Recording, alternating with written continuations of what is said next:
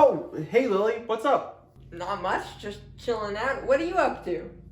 Oh, nothing much. I was just going to film my Magic Deck Techs series. I'm starting with Frog Tribal. I'm very excited.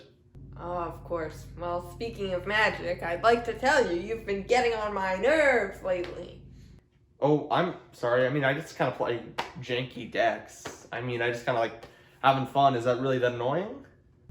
My problem is that you keep winning. I'd rather you just lose every game and then I'd have it easy. Well, how are you going to get rid of me? I have a riveting idea. What? Oh no! Ah!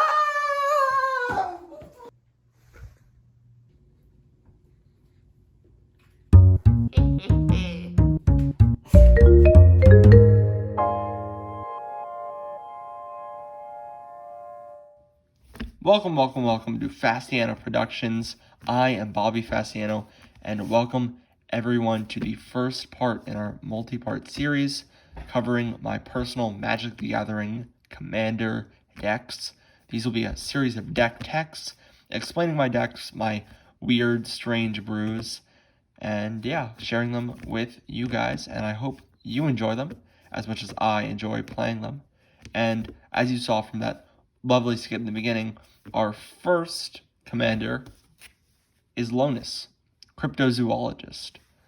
Lonis investigates whenever a non-token creature enters the battlefield under your control, and he can sacrifice a bunch of clues to force your opponent to give you one of the top cards of their own library.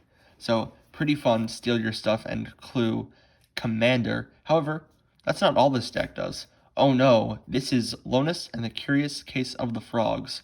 We're going to be comboing, we're going to be playing a lot of frogs, a lot of very bad jank frogs. So, stick around and let's get to the frogs. But first, what's that combo I mentioned? Well, that combo card is Peer Pressure. Peer Pressure is a sorcery for 4 mana. Choose a creature type. If you control more creatures of that type than any other player, you gain control of all creatures of that type, and it does. I like the funny text there of this effect doesn't end at end of turn. Oh no, you get to steal them forever. So let's say, hypothetically speaking, you controlled more frogs than everyone else. You'd get to take everyone's frogs.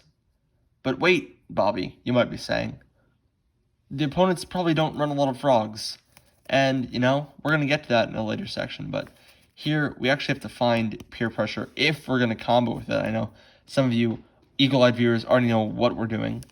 But first, we got to tutor for peer pressure for a bit. So let's combo. One of the perfect things with our commander is Tamiyo's Journal, which Tamiyo's Journal allows you to sacrifice 3 clues to search for a card. So it is pretty expensive at a 5 mana tutor, but in these colors, for a repeatable tutor, 5 mana is absolutely wonderful. You're going to be making tons of clues. The curve is pretty low to this deck, and you're going to be drawing tons of cards anyway. So you can sacrifice 3 of them to go find your combo piece. Solve the Equation is a reprint from Strixhaven and just allows you to go find peer pressure pretty easily, or a removal spell if you're in a pinch. And if peer pressure ever ends up in the graveyard for some reason, countered, or you just want to cast it again, we got Archaeomancer and Vexing Scuttler to head up the rear and pick peer pressure back up. And then finally, if peer pressure doesn't work, we do have the 2 classic win cons of Overwhelming Stampede and Overrun. So now we know how to win with the deck, but how do we get there? Well, let's head on over to the next section and see how we're going to give our opponents some frogs of their own. The turning opponents' creatures into frogs section, as we saw in that skit, there are a multitude of effects in Magic that allow you to change the creature type of some creatures. And here we're going to be doing that to our opponent's creatures so that we can pressure them into joining our side, because after all, frogs are really where it's at. This first one is standardized, actually comes from that same set as peer pressure, so kind of a combo built into that set. So choose a creature type other than legend, which obviously you can't choose, or wall, which used to give things defender. Of course, now it won't do that, but this card still says you can't name wall, which is pretty funny. And it'll make everything frogs. So let's say we have 10 creatures, well, everyone else has 9 or less. We get to name this and take all of them. This is a wonderful 6-mana combo. It rarely happens, but in games when it does, you're pretty much going to win on the spot here with Standardize. Polymorphous Jest does a similar thing, except it's to only one target player. And then it also has all the frogs you're targeting, or I guess the creatures that are turning into frogs, get base power and toughness 1/1. Of course, you can cast this just to back up during combat and kind of acts as a niche removal spell if the time calls for it. Really fun one to mess up as it shows in the art here, your opponent's whole army. Make some political deals with this one. Turn to Frog is a similar deal, but just for a single frog. Ribbit, of course. Reroll Transformation, a little less good because it is a sorcery. However, it does have that secret octopus mode, which I actually killed a player with once, which was very, very funny. If you can kill with an octopus in your Frog Tribal deck, that is pretty ironic. Yeah, and that's a sorcery. The next one is an enchantment. Frogify is the wonderful card from Throne of Eldraine that can lock commanders down permanently if they don't have any enchantment removal. This one's pretty mean, but getting someone's commander as a 1/1 frog from peer pressure is pretty funny. Gonna lead to a lot of chump blocking and a wonderful removal spell when it's used outside of the context of peer pressure as well. Incubation Congruity, kind of a similar thing. You exile a creature though instead of enchant it and give them one of those lovely tokens over there. We also have Rapid Hybridization, which essentially does the same thing for 1 mana. However, this is second mode, which if you're in a pinch, you can cast, though you probably won't end up needing to with the card velocity that we have from all those clues that Lonis is making. And speaking of clues that Lonis is making, we need creatures for that to happen. So here's I believe our first. Here I guess we had Archaeomancer and the Crab Eldrazi previously, but our first frog here is Omnibian, or Omnibene, as Lily calls it. And this makes anything a 3/3 frog until end of turn. And this is wonderful. Be careful about 2 green casting costs. It is pretty annoying sometimes, but if you can get this down pretty early and start messing with combat and start forcing things to happen, it is pretty wonderful. That repeatable effect is quite threatening. Amiiboy is up next. A similar effect, doesn't change its power and toughness, however, but it gains or loses all creature types. That loses can be effective if you're playing against another frog deck, or I guess not another frog deck, rather another tribal deck. If you are running against another frog deck, that is absolutely wonderful, and you should thank them and probably team up with them. But the main ability we're going to be using is that gains all creature types, because one of the creature types is, of course, Beeble. No, I mean frog. That was a hilarious joke. You can tell me how funny I am in the comment section below. Image Crafter is next, and that is a face only a mother can love. And this guy is going to, again, choose a creature type other than wall and make something into a frog for a turn. Just 1 mana on that.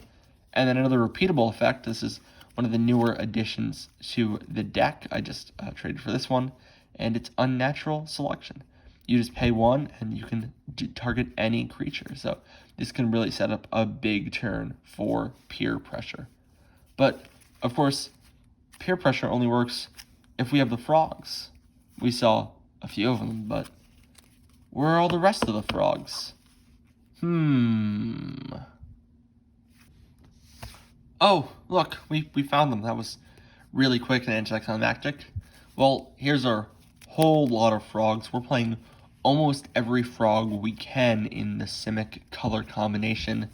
Now, this is the point of the video where you realize this is not a very powerful deck. We're running Bloated Toad. It does have protection from blue, which does make this one of the most powerful cards in Magic. But other than that, it's just a 3-mana 2/2. It's not that great. It has been errata to be a frog, not a toad, which is wonderful.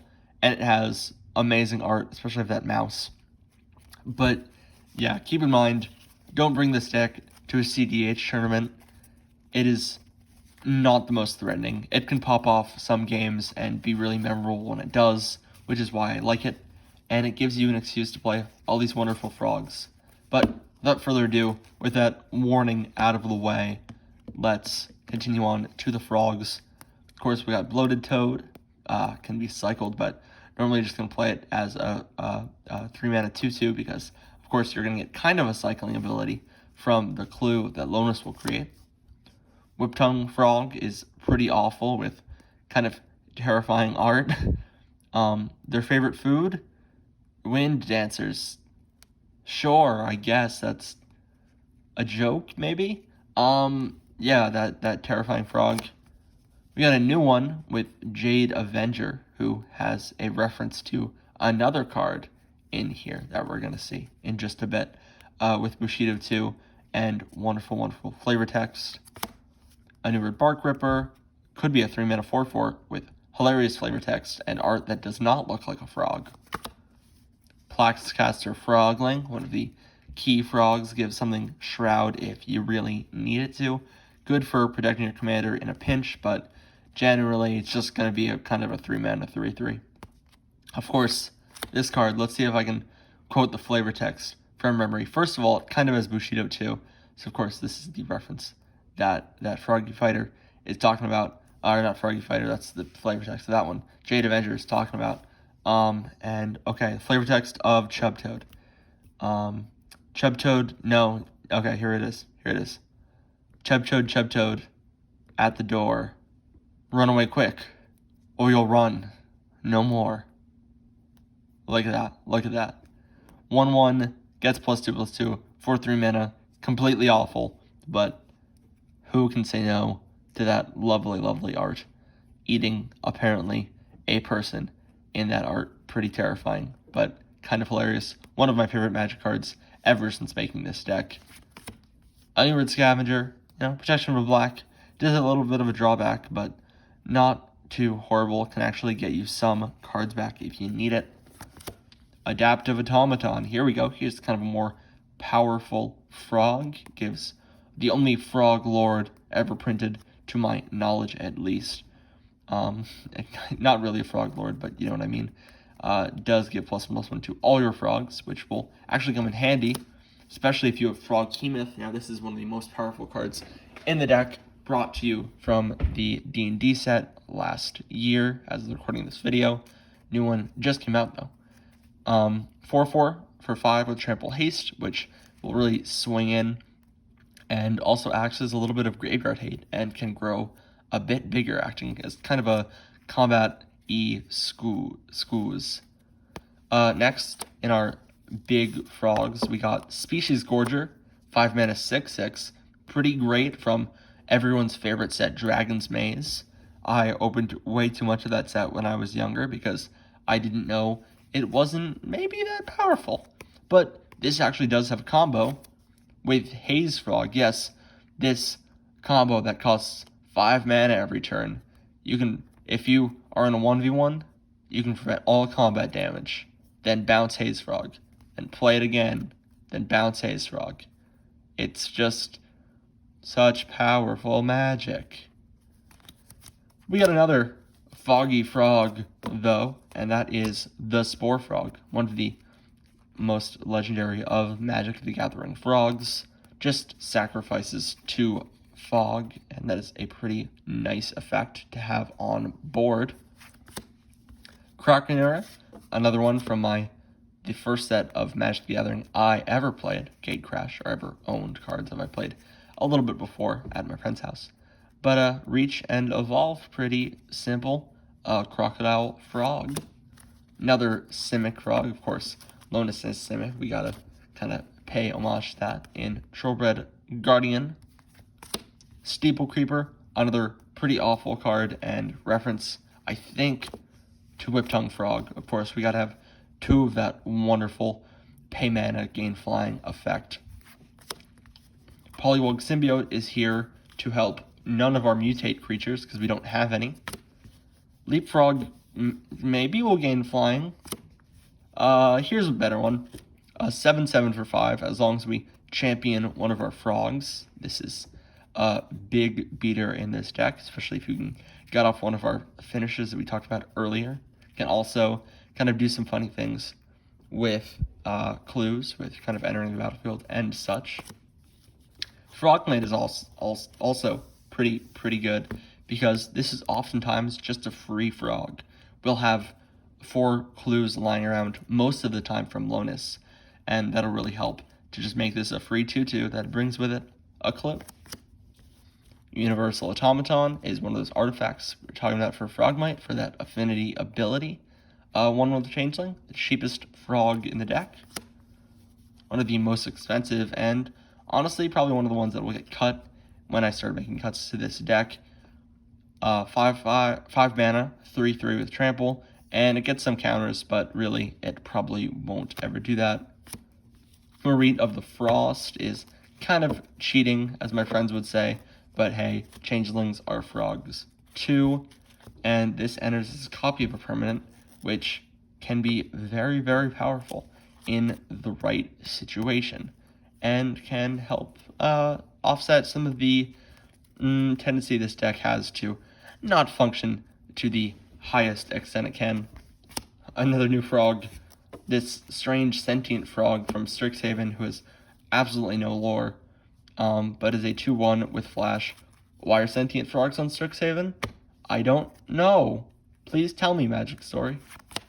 And finally, the most powerful of all of the frogs, Unirrid Swarm Snapper, can block any number of creatures as long as you have the mana. Crazy powerful. Oh yeah, this frog suite is pretty amazing. Here's on to the next section.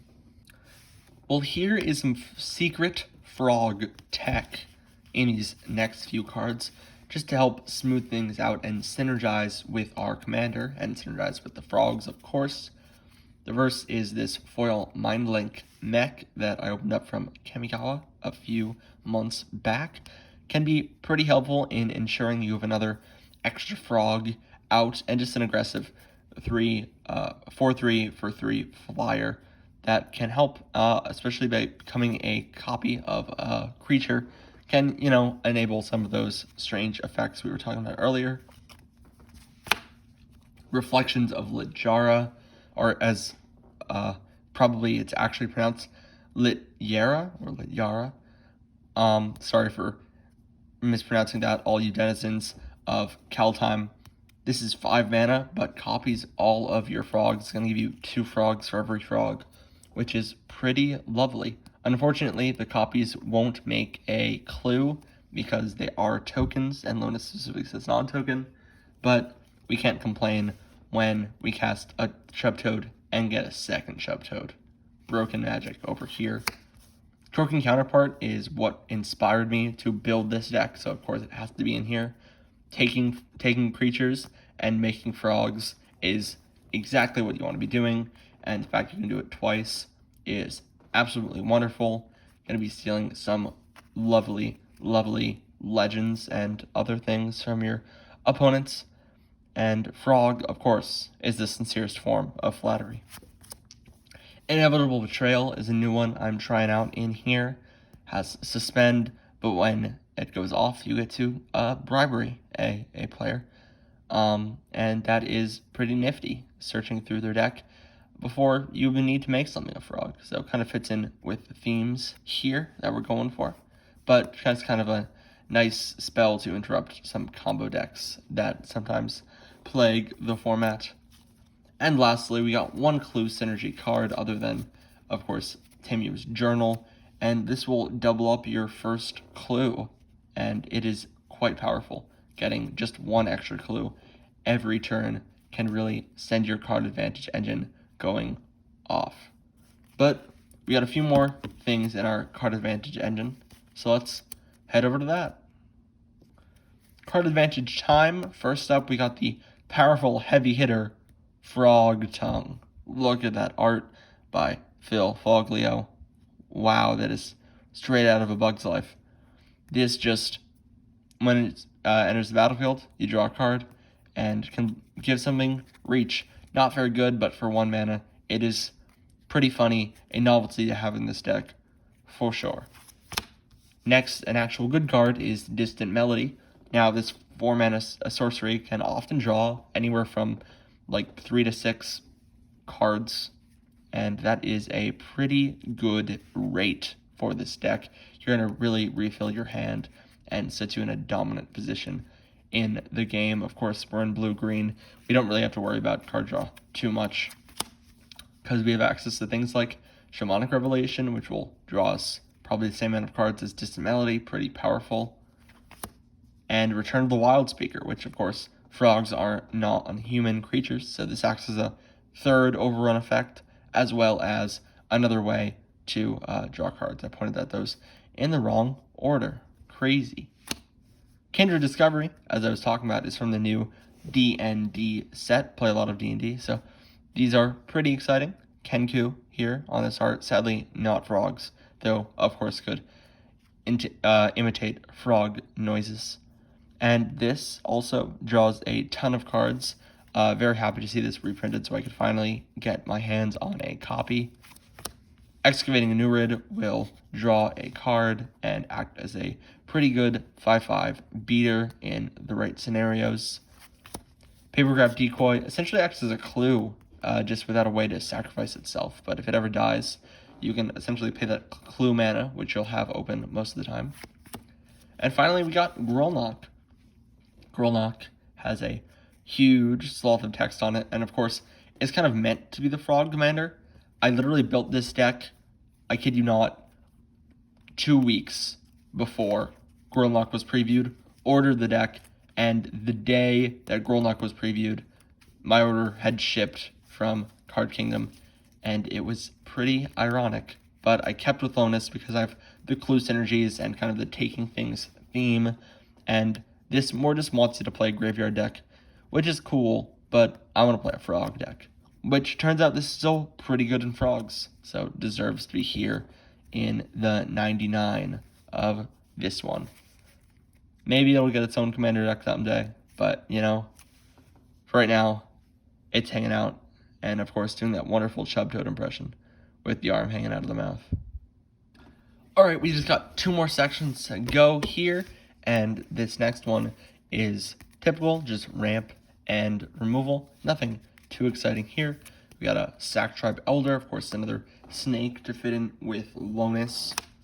Elvish Mystic and Llanowar Elves, 2 of my favorite cards ever printed. The Secret Lair Frog Commander Sphere, gotta have the frog art. It was kind of worth the splurge when I bought it, though.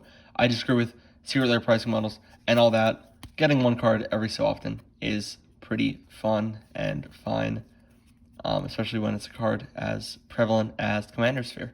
And, you know, just everyone's Commander Sphere does tap or sacrifice, draw a card with that lovely frog on the art. Soul Ring, this is kind of an underground pick for me.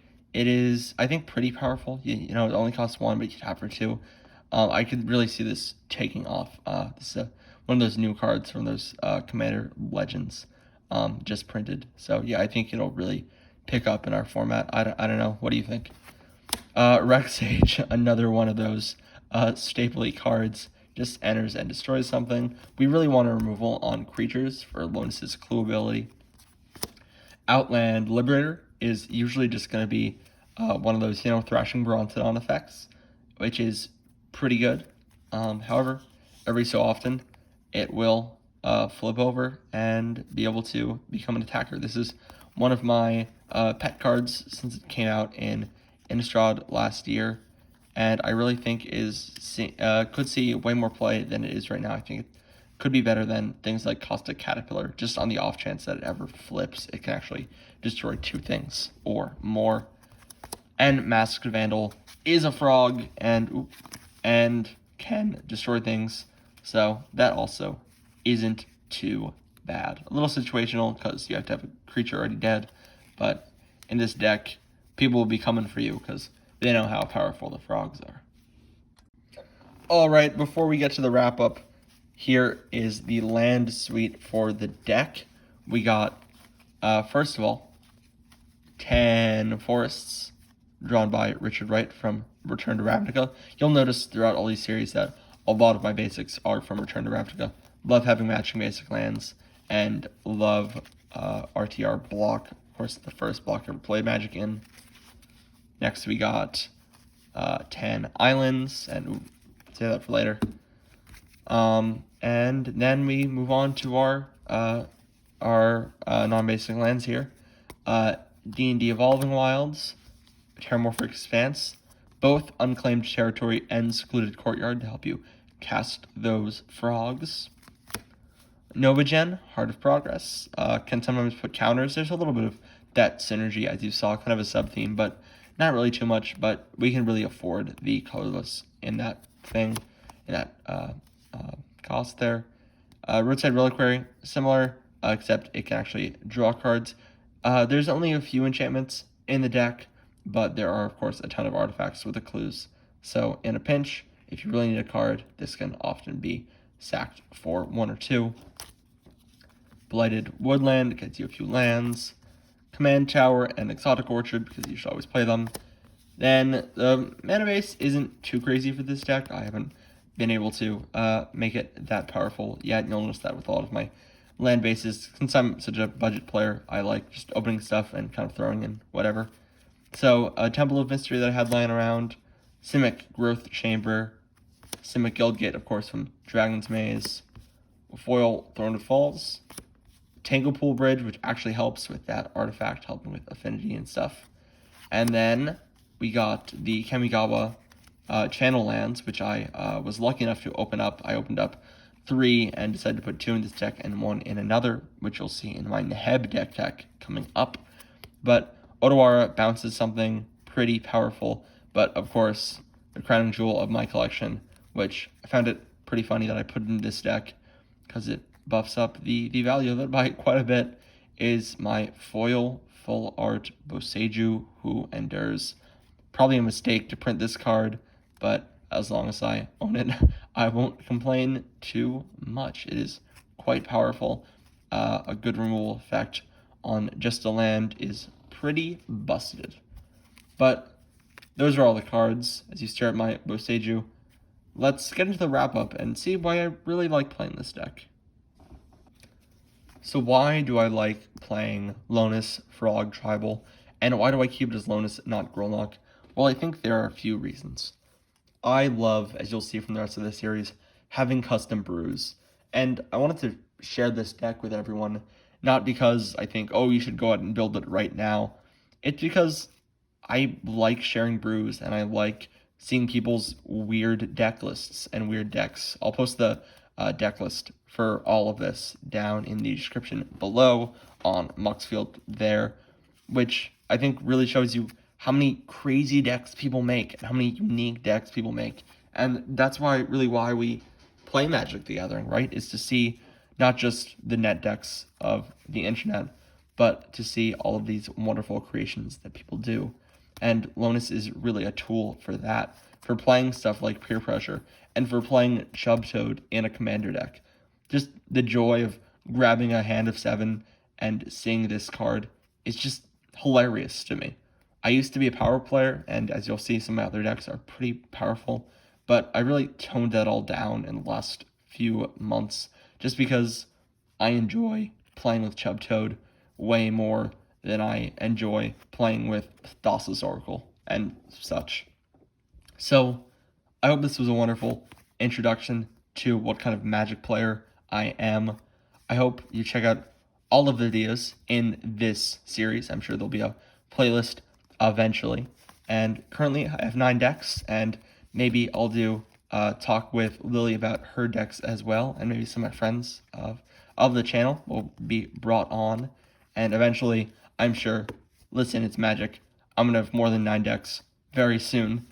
But until then, enjoy Lonis, enjoy the frogs, and I hope you don't get caught in a Frogify spell anytime soon. Peace out, everybody. Oh, and like and subscribe. I'm supposed to tell people that. Go do that. Go Go interact with all the things, leave a comment, talk about your frogs, and why Chubtoad is the best frog, and everything. Ah!